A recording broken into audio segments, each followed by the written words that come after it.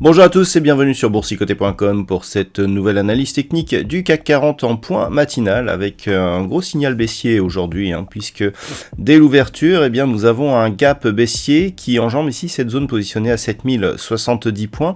J'avais repositionné cette zone hier pour qu'elle corresponde ici bien à cette zone de résistance et à ce test ici de ce point bas que nous avions eu vendredi.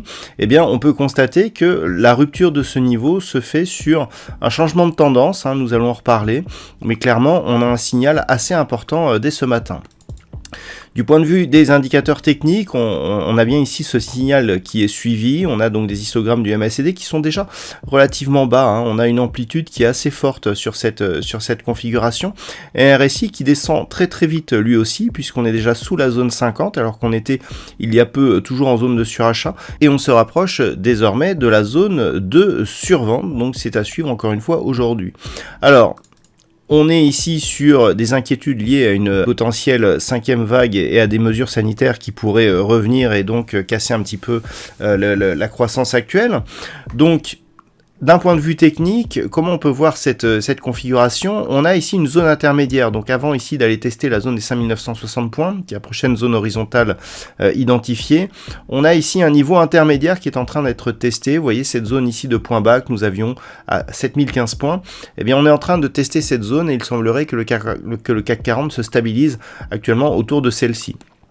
Si on reste ici sur ce niveau, on est vraiment sur une alerte qui est marquée, mais qui pour l'instant ne porte pas trop à conséquence. On va le voir notamment sur le retracement de Fibonacci. Par contre, si on casse cette zone ici et que l'on vient tester ici les 6960 points, là où il y avait toujours ce gap qui est resté, qui n'a été que partiellement comblé, là clairement on aura un signal un peu plus marqué. Alors, pour voir un petit peu ce qui se passe sur cette dynamique, on peut regarder avec les retracements de Fibonacci, et ici on peut voir que voilà, si on prend le point haut et point bas, on est dans la zone ici d'évolution du premier retracement de Fibonacci à 23,6%. Alors tout dépend où on positionne, puisqu'on a deux positionnements possibles. Voilà, vous voyez qu'ici, si on veut coller à la configuration actuelle, on serait plus ici sur ce point bas ici. Et donc là, on est en train de tester ici le premier retracement. Donc clairement, on pourrait penser que tant que l'on est sur cette zone, comme je vous l'indiquais, même si on a une alerte fortement baissière ici du point de vue de l'horizon très court terme, on est toujours sur une évolution entre le point haut et la zone de retracement à 23,6. Par contre, si on avait une rupture de la zone des 6960, là on validerait clairement la rupture avec ce retracement de 23,6% et on aurait comme objectif une poursuite en direction ici de cette zone proche des 6890 points. Donc, à surveiller ici cette zone des 7010-15. Si on venait à casser cette zone, c'est la zone des 6960 points qui nous donnerait plus d'informations, et au-delà, clairement on pourrait connaître une accélération avec comme objectif cette zone majeure ici des 6830 points.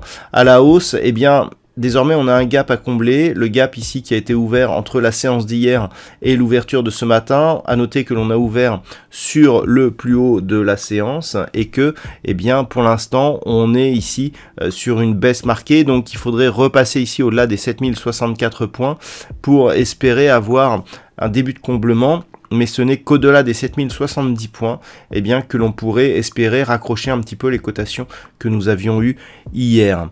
Voilà donc ce que l'on peut dire sur cette configuration technique.